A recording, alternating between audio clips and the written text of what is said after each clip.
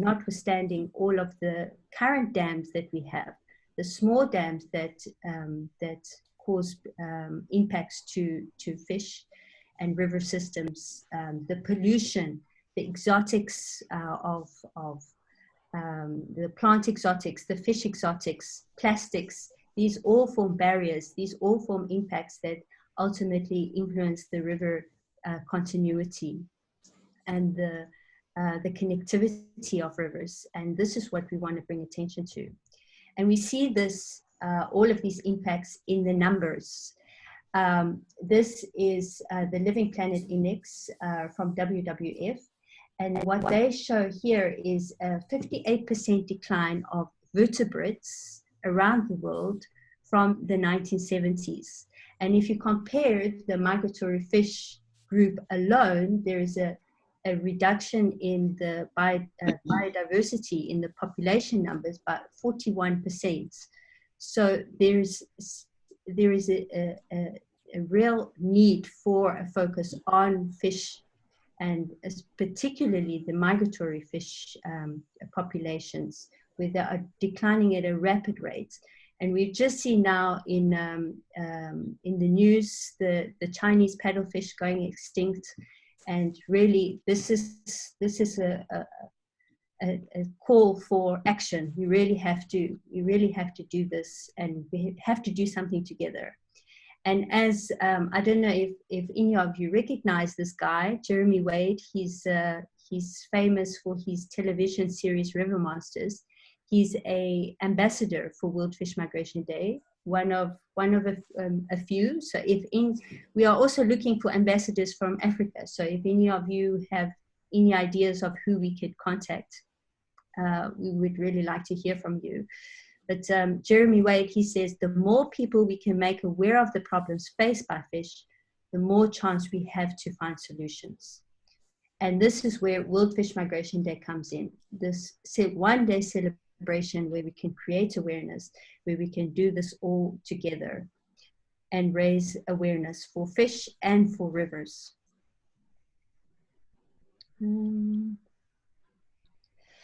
For World Fish Migration Day, it's not only about creating awareness, but also bringing people's message to the world, to creating a platform to celebrate the success stories of their work. For example, in Kruger National Park, they are removing dams for river restoration. And as far as we know, they're the only ones but removing dams for this purpose. But, you know, we don't know. Maybe there are others in Africa, and we want to use this opportunity to find the people working on solutions and to their story too, and to find and to also inspire and to show that there are innovative solutions like fishways. This, for example, here is a fish. It's called the Fish Migration River, and it's in the Netherlands, and it opens up the sea to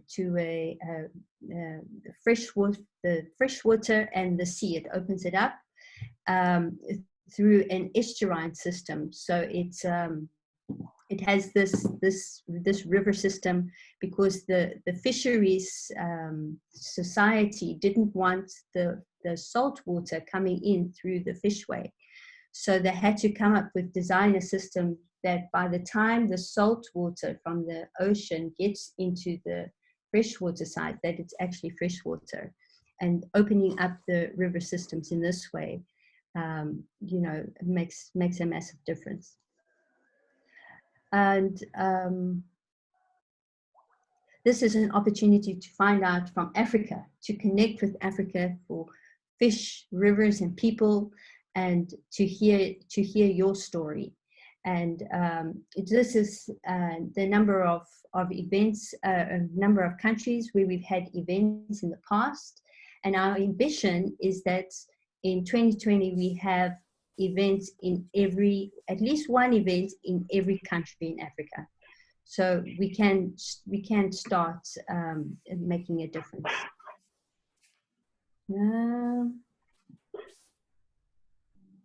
And next, there we go. This is a figure from 2018, the events that we had, World Fish Migration Day events.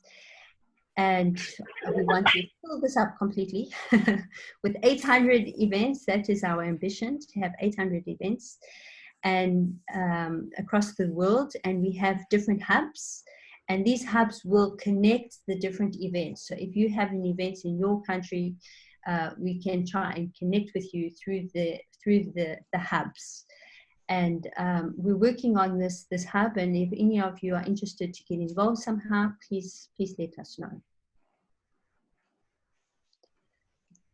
Pao gave you the numbers a little bit earlier, so I'm not going to go too much into detail, but basically from 2014, you can see from this graph how we're growing, and we're growing, and this is good. Eventually, we're going to make a difference, and we're going to get the attention of politicians and start making changes. And so we invite you to join us to create this movement, and hopefully you have some ideas of events that you could do in your country. But also I have some examples for you as well, just to inspire you a little bit on how you can also do something in your region. So we have, for example, a simple way to celebrate is to have a kayaking trip. You see here in Ethiopia, they had all had the same T-shirts, and they brought in the media, and they had a kayaking competition. Or here in Europe, they had a massive, it was a 4-week campaign, I think, where they kayaked thousands of kilometers up in the Balkans rivers. So it can really be small, or it can be big. It depends on your budget. It depends on how many of you are working on the project. It's all about doing something, and the more people that do something, the more opportunity we can get the attention. We have boat, for example, you can have a boat trip. If you can go along the river, up the river, and meet with local communities, meet with fishermen, talk to fishermen about their experiences, and needs to be done. Oh, we hear another conversation. Could you mute yourself, please? Thank you. And of course, citizen science, really getting the citizens involved, local communities. If you feel a fish in your hand, you really are connected with the earth, connected with the rivers. Get the politicians to join in too, if possible. School activities, education is number one in making a difference. And so going to your kids' schools, if you're just a single person and you don't have any budget, just go visit your children's schools to host and to present something on fish, make it fun with some drawings. And we have lots of products which I'll show you a little bit later. Museums can have a stand. Research centers can invite students, invite people. Universities can host seminars and get different experts in the same room to start the discussions. Also making it fun, like a street parade. We see here in Zambia, there was a street parade in 2014. Movie screenings, art expositions, plays, you name it. You can really make this fun, and people have. It's such a pity that we've only got so few slides, because every single event is so amazing. Art contests to engage the children. We also have our art contest for the World Fish Migration Day, where people can submit pictures for prizes, visiting the fishways and dam removal sites, or even just visiting the river to pick up litter. That is something that can easily be done. Connecting with the fishermen, I think this is also an important one, or the fishermen's associations, having meetings, starting the discussions. And then the World Fish Migration Day has your back. So we try to support you as much as possible, and to support you with materials and with ideas, or with whatever you need. For example, we have the Love Flows documentary. This is an award-winning documentary which we can send to you, and you can use that as a way to celebrate World Fish Migration Day. Invite your politicians and your local communities to see this document. We have cartoons, posters, brochures, some fish facts. Oh, it says my internet is unstable. Can you all hear me still? Is everything still fine? Yes. I hear you perfect. Okay, good. So, and then of course you can, we have the products for you, but we also help you with the materials. Hello? Hi. Hi, Florentine.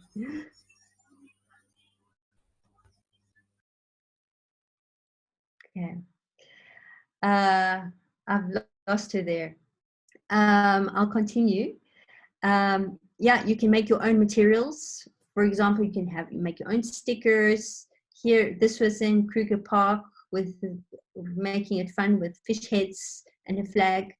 In Egypt, they had the swimwear poster as material to use. So there's all sorts of things that you could do.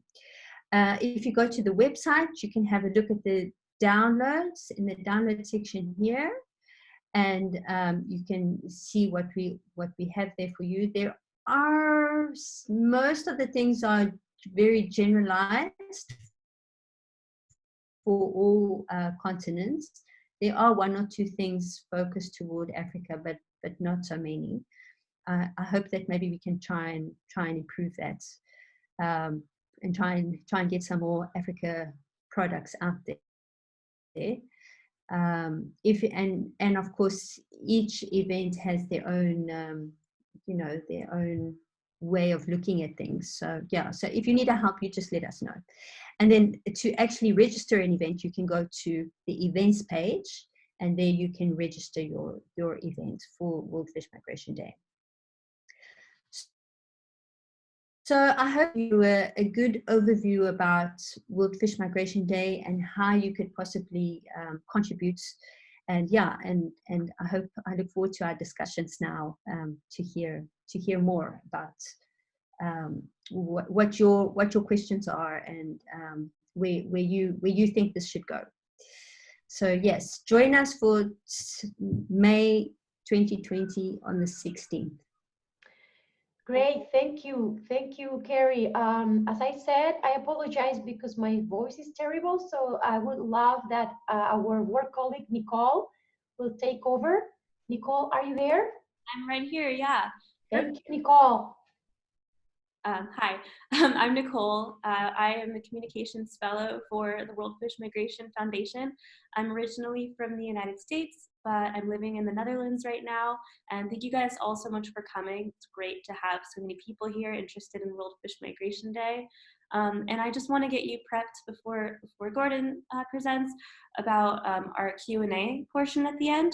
So the way that we're going to work with this, since we have quite a few participants, I think we have 24 right now, is if you have a question, either during the presentation or during the Q&A, it'd be great if you would write in our little chat function here. question from, and then you can write your name and your country. And then when we go through our Q&A, I can pick out your name, from the list of questions, and then we can unmute you, and then you can ask your question. Otherwise, if you don't have a microphone or you don't have good internet connection, you can just write out your whole question in our chat bar, and we will be able to pick out your question and speak it out loud. Great, so that is the main logistics. So now why don't we move on to Gordon's presentation. Gordon, do you want to go ahead and introduce yourself?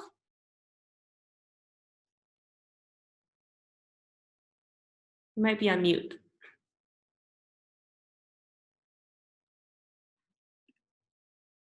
Oh yeah, he's definitely on mute. Unmute. Yeah, can you hear me now? Mm-hmm. Great. Can you see my screen, everybody? Yes. Yes. Yes, we can. Great, fantastic. Good afternoon, everyone. So yeah, it's a great opportunity to get together and to talk about these things that we care about. So welcome, everybody, and thank you for the opportunity to showcase a little bit of what we've been doing in Southern Africa, or in South Africa. My name is Gordon O'Brien. I'm a lecturer at the University of Mpumalanga, close to the Kruger National Park in South Africa. And I'm going to give you guys a quick idea of what we've been doing over the last 3 World Fish Migration Day events. And importantly, I want to highlight some of the outcomes of those events and what's leading into opportunities that we've had to get more involved in the conservation of migratory fishes in the region. So great. I'd just like to, if I can get started with my presentation. Everybody can hear me okay? Good. Good. Yes, perfect, Gordon.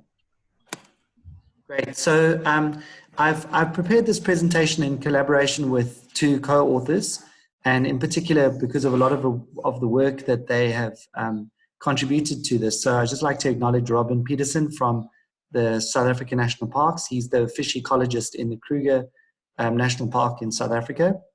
And then a colleague of mine who works with me in my group, Matthew Burnett. And Matt's been around for quite a while. And I see Matt's online. So thanks, Matt, and welcome. And so this presentation is just about what we've experienced and what opportunities it's provided us with. So we have had the opportunity to be involved with World Fish Migration Day since the inception of World Fish Migration Day in 2014. So we've had events in 2014, 2016, 2018, and we're looking forward to new opportunities in 2020. What I'm just going to do is, again, just highlight what we've done at Albertfalls during an awareness day in KwaZulu-Natal. In 2016, we hosted a formal dinner at Ushaka Marine World. We had some great events at the Royal Showgrounds, the Royal Show, what is the right word, like an Easter or just a regional show. It was an agricultural show, but they have a lot of stalls and events, and they attract thousands of people from the area into Pietermaritzburg for that show. And then in 2018, we hosted the World Fish Migration Day headquarters in Skukuza in collaboration with Sandparks. And we also had some events in the Mgeni River, which I'm going to chat to you about. So in 2014, when we started, we were quite green around the year, so to speak, with World Fish Migration Day and these type of events. But it didn't stop us from hosting an awareness day around not only the methods that we use to monitor fish migrations, which was one of the focuses of that event. We demonstrated fish telemetry tracking methods, and we were able to include a lot of stakeholders and allow different stakeholders to see our tagging procedures and to track fish during that event. But we were able to have these awareness engagement activities with a lot of stakeholders, including different schools in the area, some conservation trainees who were doing some work in the area, and then stakeholders, including industry, regulators, conservationists, other interested fishermen, for example. So the activity was hosted at Albertfalls Dam on World Fish Migration Day on the 24th of May. And we attracted about 45 stakeholders. And although it may not seem to be too many, they were the right stakeholders. They were the people who really were interested in conserving fishes and their migratory routes in KwaZulu-Natal in particular. And we had the wonderful opportunity not only to raise awareness around barriers and the effects of barriers, but the importance of fish for different communities. And we also had a wonderful opportunity to raise awareness around our migratory anguillid eels, which were very abundant historically in that part of South Africa and now have become quite uncommon or rare in many of those river systems.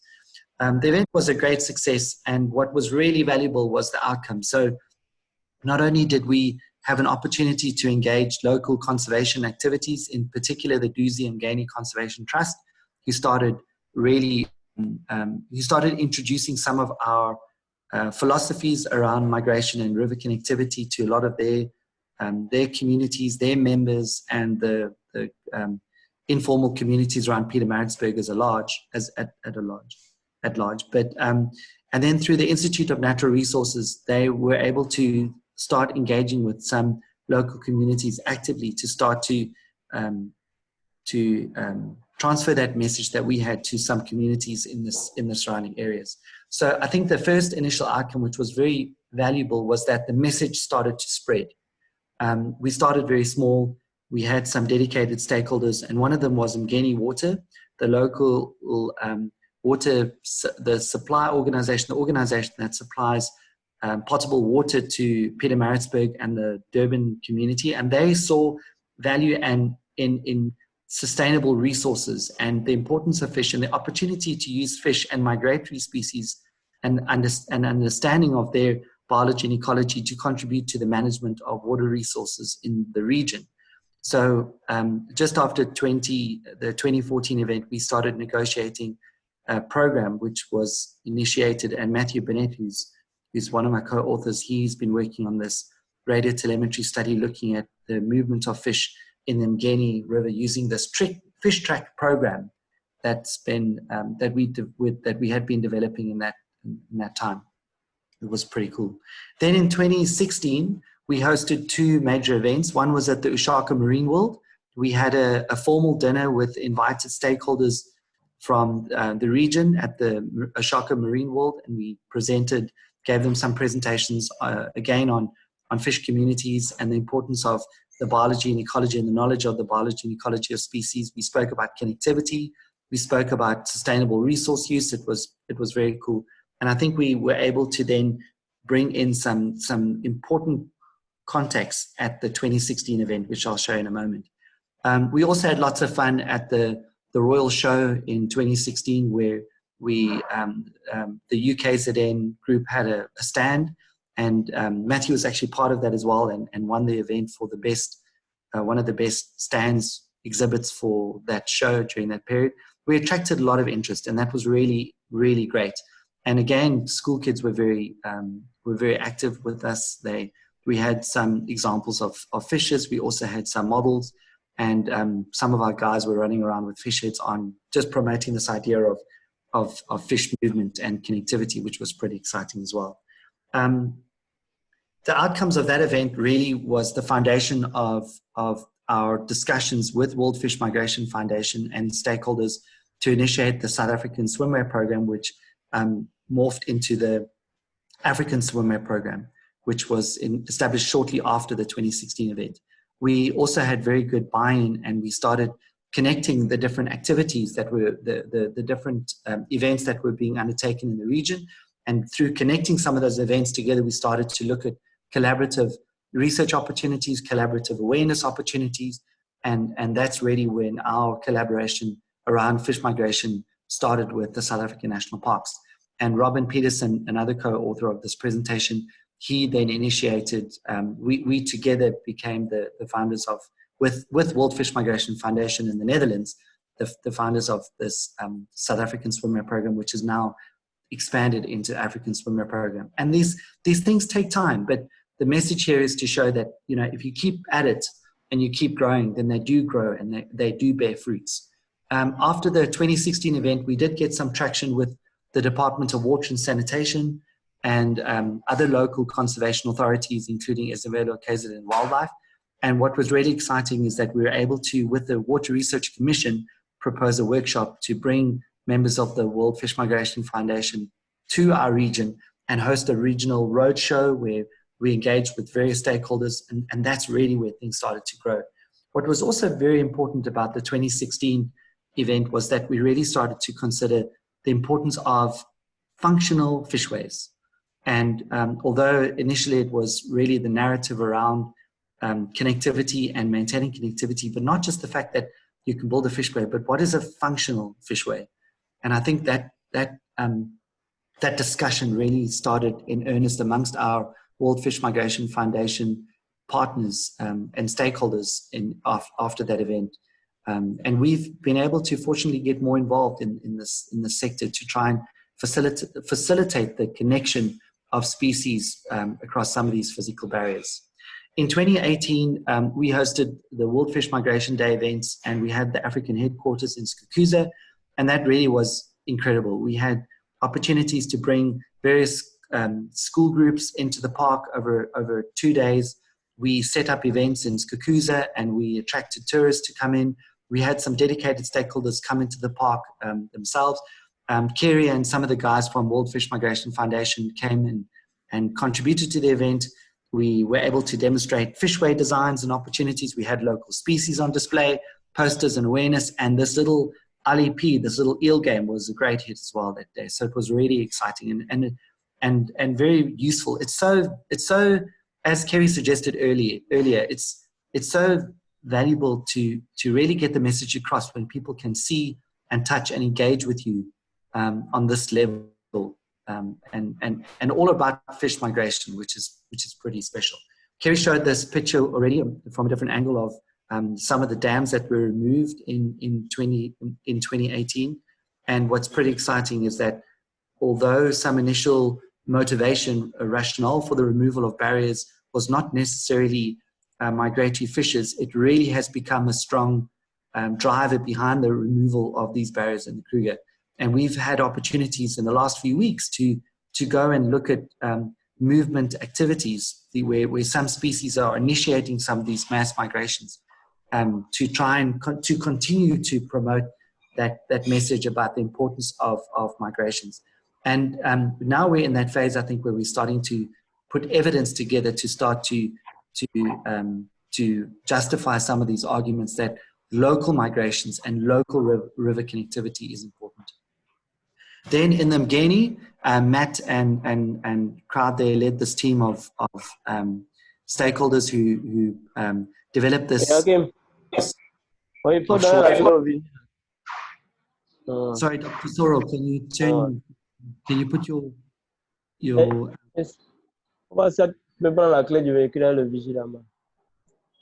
Dr. Sorrel, I think it's Dr. Sorrel. Nicole, can you please mute? Yeah, thank you. Sorry, I was trying to find who it was. Okay, perfect. Cool. So then what Matt did, which we did together, but Matt drove it, was we developed these 4 clips on Duzi gold and the importance of fish and migrations in the Duzi River. And what was a great highlight of that event was that we had a reverse Duzi challenge, where the Duzi Canoe Marathon is one of the world's renowned Duzi races. And what we had is we had St. Anne's Girls College and a few other schools race the Duzi backwards. So these kids had to row up the Duzi River, which was fantastic. It was a wonderful event and really did make some good traction in the area. And again, we get great opportunities. And this is how it grows, guys. So we had opportunities then following the 2018 event to go to Fish Passage Conference in Albury. And through that opportunity, we started a new collaborative opportunities with Charles Sturt University. We had new stakeholders come on board, and Southern African scientists, the Sussex community, get more involved. We've continued to have great support from World Fish Migration Foundation. And actually, as a result of some of this work, we pulled some stakeholders together to publish an article on the importance of river connectivity and fish migrations. And that has come back to us again to give us new opportunities to look at making a contribution to river connectivity and fish migration. What's our plans for this year? And please go visit the website. We really want to encourage you guys to host events, and they don't have to be anything fancy. As Kerry said, it's really important just to get started. And I hope that I've been able to demonstrate to you with this feedback on our activities, that we really did start quite small. We just invited people to see what we were doing as a group of ecologists and how it's grown. And I encourage you to get involved, and hopefully in other parts of the continent it will grow.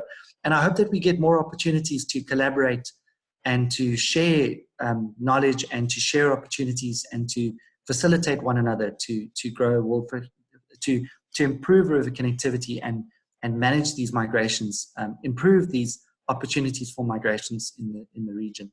So on the 15th and 16th of May at the Botanical Gardens in Nelspruit, we're going to have a World Fish Migration event. And I encourage any of you South Africans or anybody who's interested to come and join us, please to come and get involved. And there again, we plan to just, keep on presenting the same message about the importance of migrations, the importance of river connectivity and river management.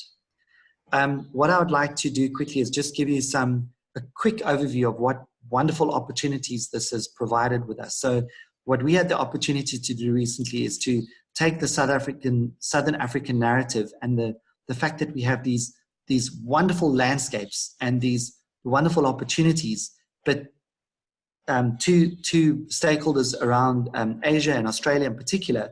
And although these landscapes and these resources are amazing, we're dealing with tremendous challenges. We're dealing with overutilization. We're dealing with multiple stresses. We're dealing with barrier formation. And very importantly, we're dealing with climate change events. Some of these weather events are going to be more severe. We're going to have longer droughts and shorter rainfall periods in most parts of our region. And we need to be able to understand the resilience of ecosystems to these stresses, these drivers. And what's really important is that by not incorporating river connectivity and fish migrations directly into a lot of these plans, we are not aware of the resilience of these systems, and we're actually adding additional stresses to these systems because we're not facilitating these important processes. And this is something that we're going to be seeing more and more of in the future, and we need to think about that and try and plan towards that. One area that we're particularly interested in is we have somewhat of a biodiversity hotspot in the Lowveld region of South Africa, where my university is based, and that's due to historical connections with the Zambezi system. So Congo, Zambezi, Limpopo into the Lowveld region, the east coast of South Africa, where we have many a very high diversity of species, and Kerry showed that on one of the maps as well.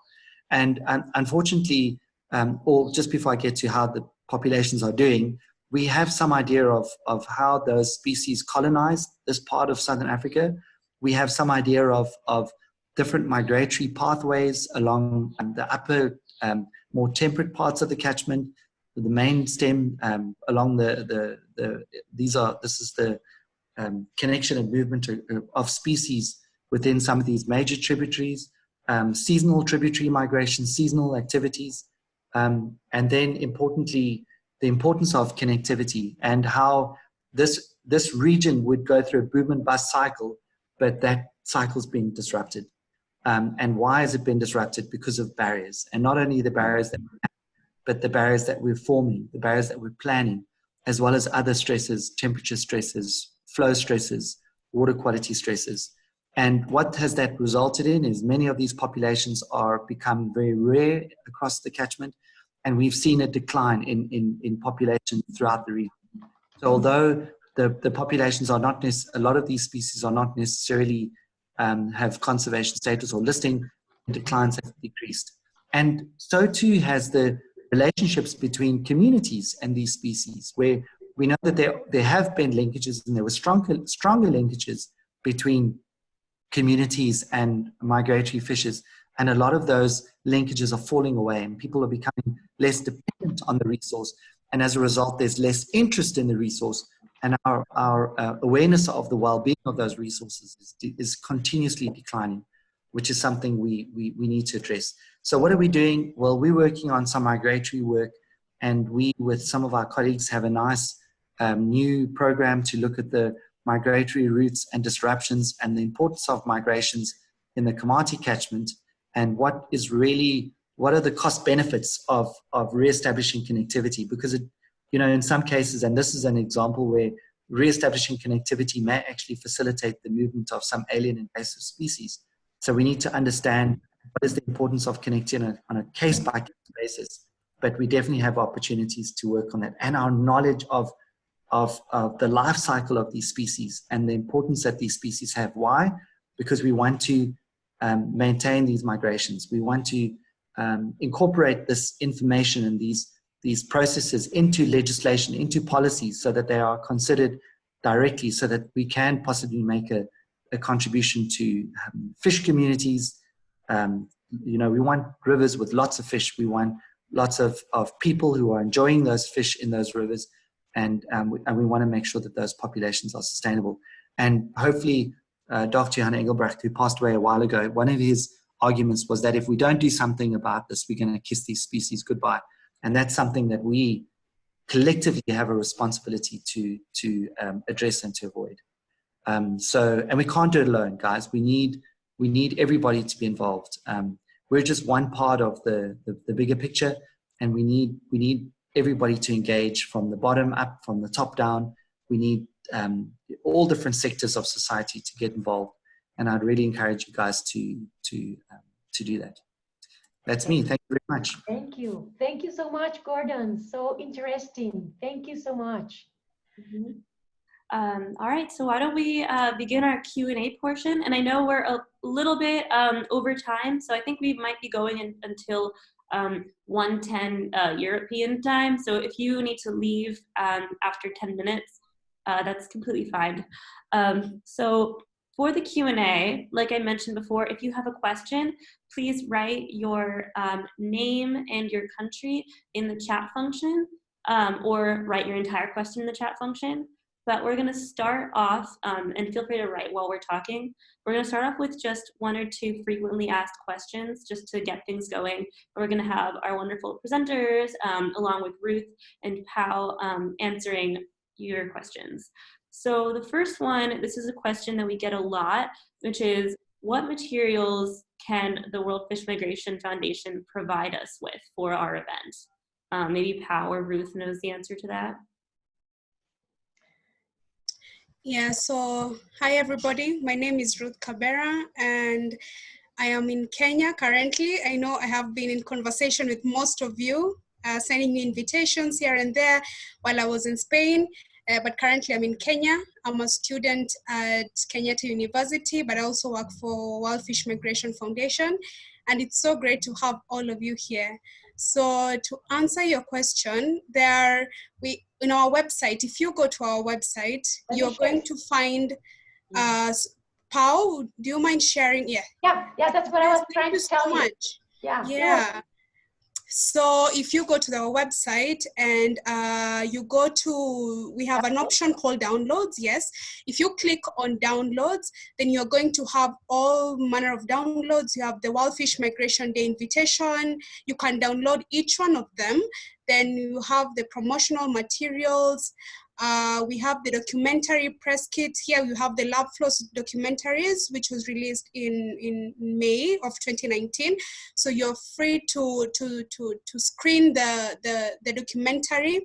And we encourage really on World Fish Migration Day that it would be very nice if you're able to screen the Lowveld documentary. It's a very educative and encouraging documentary. So if you feel you'd like to screen it on World Fish Migration Day, kindly let us know.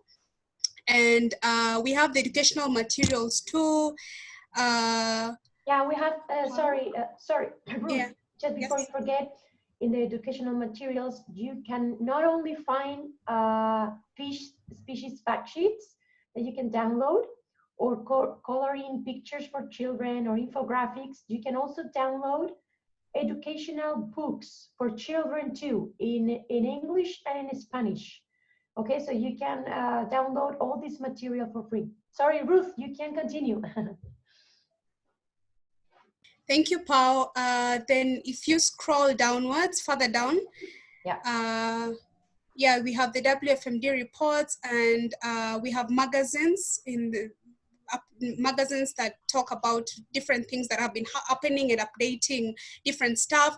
But Pao, could you kindly go to I think the promotional materials, where we have the capes and the t-shirts and the logo. Yeah, if I could just explain that for a minute. If you have an event and you want to have the t-shirts, the custom-made t-shirts, or the t-shirts themselves, so they're available free. Kindly download them from the website, then you can print them. We offer them free of charge, so from the website, so you can simply download and be able to print them for your event. Then it would look, I think it looked nicer. Then yeah, and another question that some people ask me just came to my mind. The frequent questions is that if they have their own poster, because some events make their own poster, or even in our own poster that you can see here, Wolffish Migration Day photo posters, if they can include their organization logo. And that's completely fine, because actually the event is organized by your organization. So you are free to use your logo, or maybe to use your own poster and then put Wolffish Migration Day logo. That's completely fine. Yeah. Sorry. And then another thing, for example, the brochures, the informative brochures that we have, we usually only have them in English, but some countries, they ask us if we can have them in other languages, because our team only speaks a couple of languages, Spanish, myself, or English, or Dutch. We don't have the resources to translate them, but we are open if participants translate them themselves. So for example, we are having the brochure traduced in Chinese right now.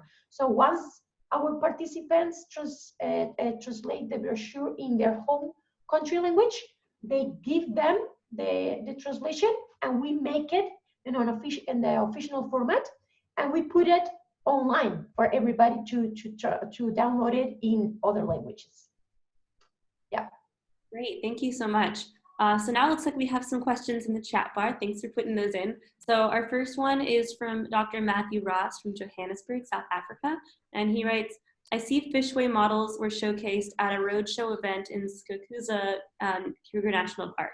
Where did these models come from, i.e. what are the models based on, / rationale of the designs? I'm guessing that's probably for Kerry or Gordon. Kerry, right? That's a question for Kerry, yeah. Kerry, are you around? No, I actually think it's for Gordon. Oh, it's Gordon. Yeah, Yes. Yeah, I can add. Can you hear me? Yeah. So, yeah, Matt, you know, the Kruger's got a bunch of fishways that now, you know, a lot of people believe that they're functional, but they're not very good. And I think the next step is to demonstrate that they're not very good, because a lot of people are arguing that their fishways exist. So what's our problem? So the next step is to demonstrate which ones do and which ones don't. And the last picture, Matt, is one of the fishway in the Tugela, and that's the vertical slot, twin vertical slot approach that you've been working on seems to be the way to go. And I think that's what people are tending towards, away from the weir pool approach towards that type of fishway. And I think that's something to discuss with the African community at large, is that there are people like Matthew who are specifically working on fishway and fishway designs for African species. So, you know, if you guys start to pick up challenges with connectivity and fishways, we need to start the discussion, because there are a lot of stakeholders, not only here, but also available in Europe and Australia who can contribute. So get involved. Yeah, Matt, I hope that answers your question. I hope so. I think he also asked if we will facilitate your presentations.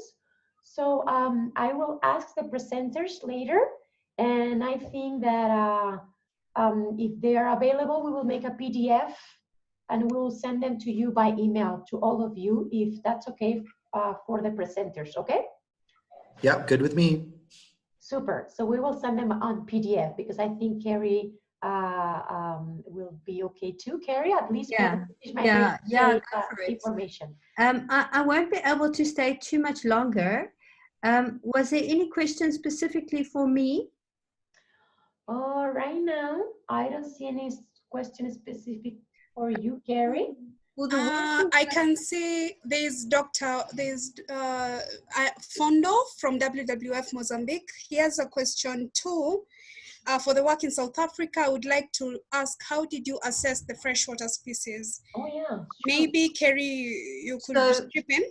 So I guess, is that for the fish migration, the migratory fish species? I guess that would be the, yeah, I guess so. Yeah. That. For that, we've been working on a project to review the migratory fish in Southern Africa for the past few years, and we've reviewed articles, databases, IUCN Red Lit databases, World Fish databases, to find out exactly which fish have been documented to migrate. And from that review, we found, we reviewed 270 fish species, and 132 of those needed migratory, they had migratory requirements. The problem is that a lot of that information is based on people's experiences. So there's no detailed information on no telemetry work and no detailed research on the migrations of these species. So the details behind it are rather unknown, and that's why the work Gordon does is so very important. Yeah, just to add quickly that we actually have a very good database of museum records and historical distributions across Southern Africa. So if you want some idea of what species you expect to find in any catchments in Southern Africa, I think that through SIAB and Scott et al. 2006, some of the work that has been done with SIAB with collections from the region, I think we've got a pretty good idea of what species did occur. There are new species being discovered and described all the time, but I think that's a good starting point. And as Kerry said, absolutely right. We have started a program of trying to use otoliths and otolith microchemistry to demonstrate the movement and how to try and identify how much of the river ecosystems different species use. And that's work that we're doing in the Komati Basin in collaboration with Charles Sturt University in Australia and Sandparks and other local stakeholders. So we invite anyone who wants to know what we're doing or how we're doing it, or if you've got some information for us, get involved. One of my postdocs is also involved. Celine Hansen is involved in a big eel migration program for the WIOMSA. And Celine and Emmanuel, who's actually joining us today as a collaborator on that study, Emmanuel. And Celine is in particular trying to review migratory species of Africa. So that is an ongoing process that if you have information or interested in that, please contact us. We need to engage more. That's it. Yeah. I think we have a question from Emmanuel Mabaru from Kenya. Did you want to speak up your question? Might be on mute. Is he muted? I think it's... No, I don't think we have a question from him. No question? Yeah, no question from him. Okay. Okay. So yeah, I repeat the same thing that Gordon said, that if you want information, have specific questions, or you guys are interested about webinars or maybe references that we have or other experiences just contact us, because maybe we don't have the information, but we know the people that can help you. We can redirect you, okay? So that's actually one of the tasks from our foundation, you know, to get all these people's connection and questions, and then we help them find the experts working on this, okay? So yeah, I think we have more questions. Okay. Couple more. From so, Raymond okay, and Juliet. Okay, so we have a question from, I see the question from Juliet, who would like to know what it takes to register the planning activity. Okay, so what it takes? Do you mean how to go through the process of registration, Juliet? Is that, I don't know if that's the question. Let me share my screen just to show you very quickly. And Ruth, Nicole, if you can check if there are more questions while I share my screen. So if you come to our website, worldfishmigrationday.com, you go to events, and here in events, you have three choices. You have register event.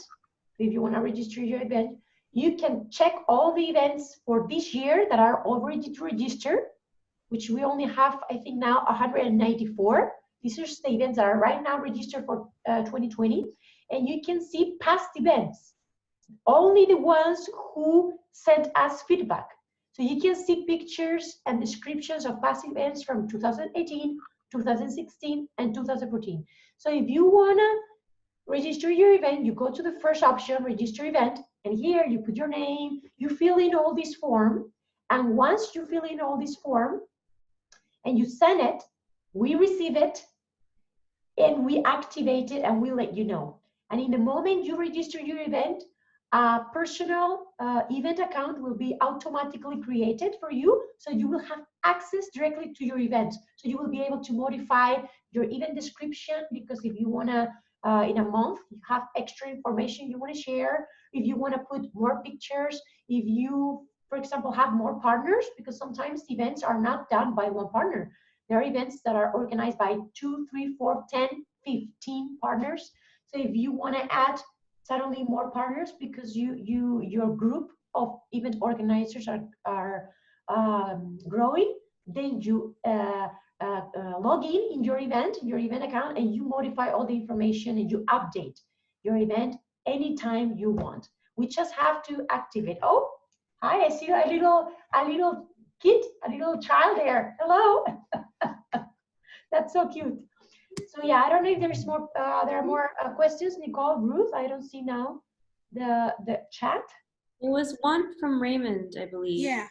What does South African legislation say about fish migration?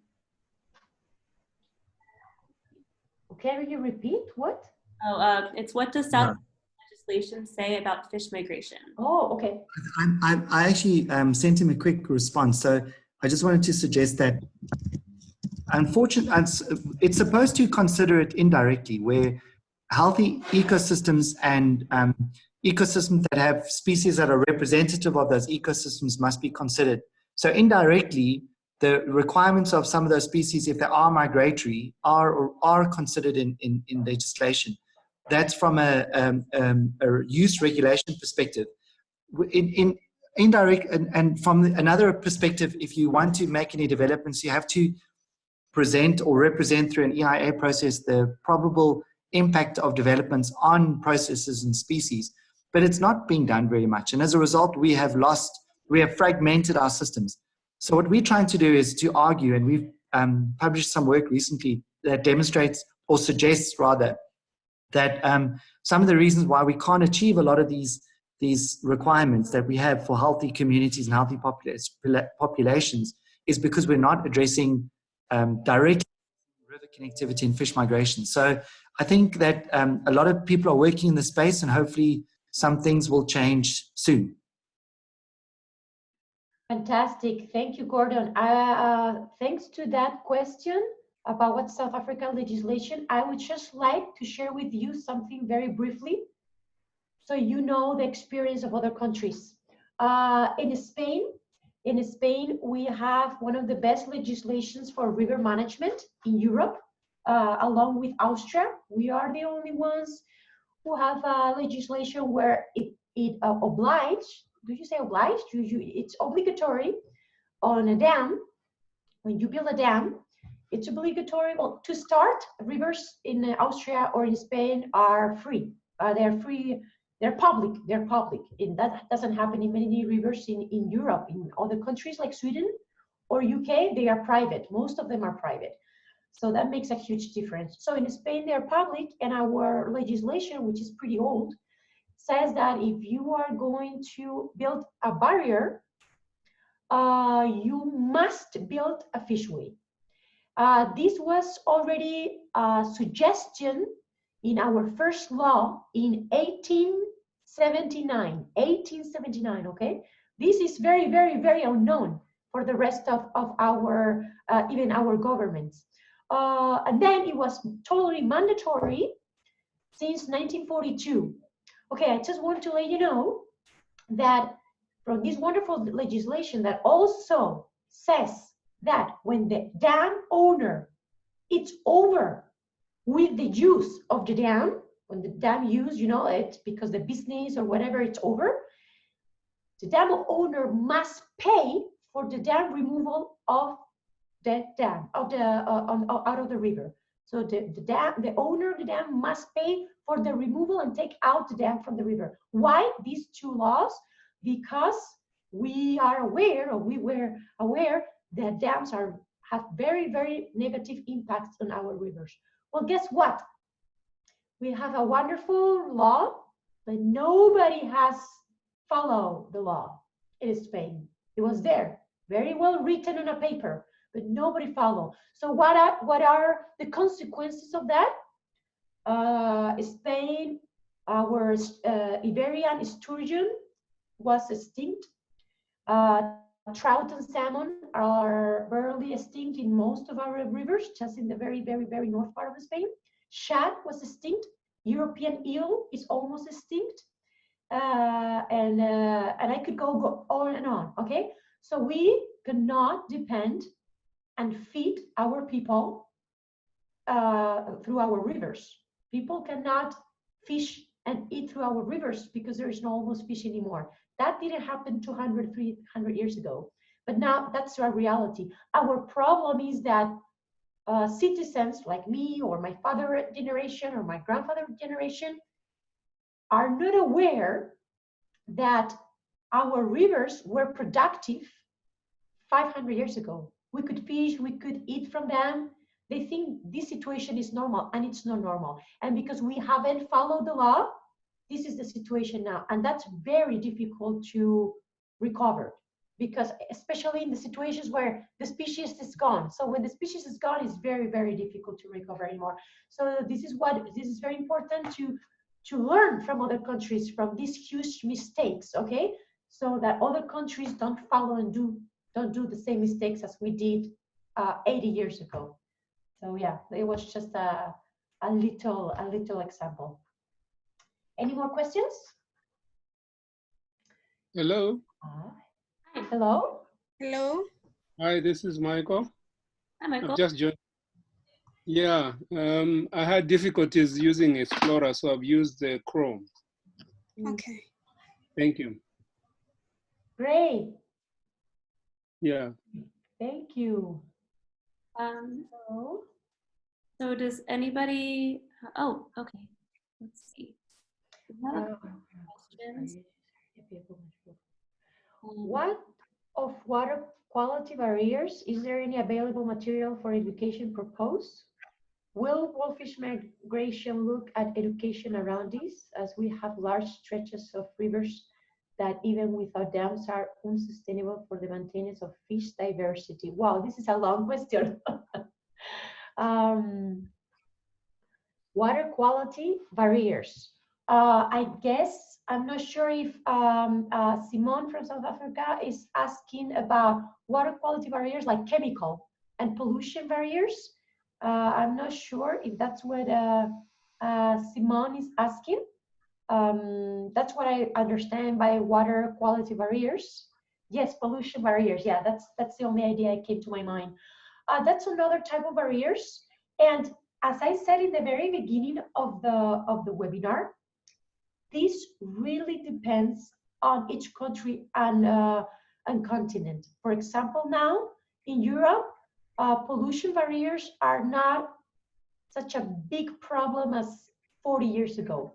40 years ago, it was a huge problem. You could see bubbles and a bunch of chemicals in our rivers.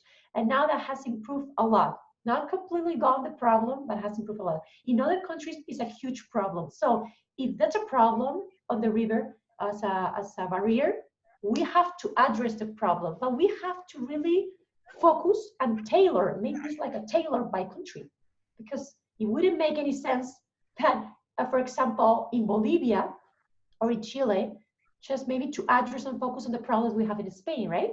And that's why it's so important that we share what is each country's problem, and then we communicate this to locals and to the governments, you know. So yeah, why not? Chemical barriers are also a problem. Pollution is also a problem, and it's a great question. And I don't think we have material about that, but if our participants are interested, we can help them find more information about this. Okay, so they write us, you guys write us to us, and we try to find the best experts to guide you. Okay, so yeah, we need to wrap up. Happy to assist you. Oh, that's fantastic, Simone. Thank you. Yeah, thank you so much. It would be wonderful to continue the conversation. So yeah, we are open to continue conversation with all of you to learn your work in your country and in your organization. We really want to. This is not just about a webinar and bye. Okay, we would really like to continue relations and collaboration with all of you. So yeah, if there's no more questions, Nicole, do you see any other questions that I might have missed?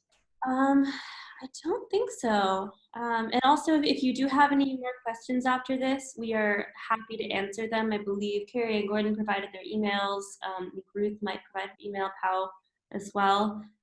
So yeah, like Pau said, this is a continuing conversation, and we're here for you because we are so excited for World Fish Migration Day, and it can only happen with collaborating with all of you and all of your great input. Yeah. Can I pose one question? Yeah.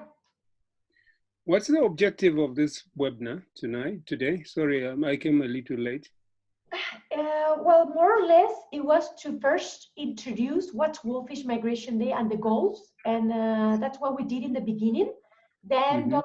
Kerry Brink also went more into depth of what's World Fish Migration Day and what type of events can be organized, and what she organized in South Africa 2 years ago. And then Dr. Gordon O'Brien from South Africa presented the situation in South Africa with migratory fish and river situations.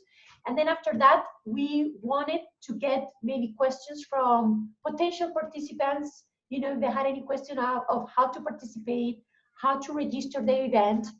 But also one of the goals of this webinar was also to know each other. And after the webinar, you can still write us, write who you are, from what organization you are, because we want to learn. We want to create the biggest network in the world with people working on rivers and fish. So it's a little bit of everything. Yeah. Okay, thanks a lot. Yes. You're welcome. Good. Fantastic. Okay. Okay, guys, thank you so much. Nicole, no more questions, right? Ruth? No, there's one last question from Sorrow. Okay. Yeah. I would like to know if the country's representative should offer to you the activity to carry out before the execution. I mean, it's really... Okay, go ahead, Paul, please, go ahead. It's really up to you. Sometimes, most of the times, just people write us and say, hey, we are from here, from this organization, and we would like to do this. It's okay, and that's fantastic, because maybe we can give some advice or some ideas or not. And sometimes we just receive an event registration and we had never heard about the organization. It's really up to you and you feel more comfortable, okay? May I introduce myself? My name is Michael Mutale. I'm from the Zambezi Watercourse Commission, whose headquarters is in Harare. The ZAMCOM, in short, is an intergovernmental organization which was created after an agreement of 2004 amongst all the 8 riparian states that share the Zambezi watercourse. So our main function is to coordinate the sustainable development and management of the water resources of the Zambezi. And so I don't know if you've heard of in the Southern African Development Community, the project that and it's been undertaken called the Water, Energy, Food and Ecosystem Nexus. The reason why I say so is that every function that we have in our lives, we rely on the ecosystem. And the ecosystem comprises a great deal of other living organisms like the fish itself, and so the migratory aspect is very important to maintain and sustain their pristine nature, as it were. So I don't know if you are familiar with the water, energy, food nexus intervention.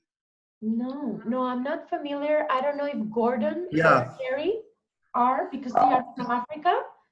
Continue. Yeah, sorry, Kerry's moved off a little bit, but it's wonderful to hear that it's gaining traction regionally. There are many programs, and it's wonderful to know as well that you are trying to demonstrate the connections between biodiversity, ecosystem processes, and people, and our dependence on resources, and how when those resources change, we lose. So that's very exciting. It's also great to hear that I presented earlier about the Limpopo and the Lowveld region, which is somewhat of a biodiversity hotspot for us. But the Zambezi is really one of our most important larger river systems in sub-Saharan Africa, apart from the Congo and some systems that has a huge diversity of species. The challenge is that not only with your barriers and development in the upper part and exploitation of fisheries, but you're dealing with hybridization of species and alien species, and the crayfish, for example. How are your migratory fishes?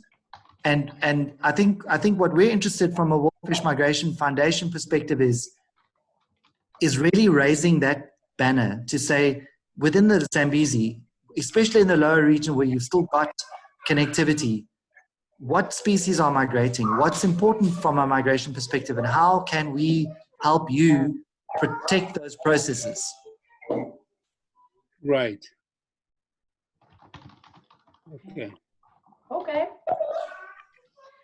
Okay, so any more questions? I think we are finishing, right?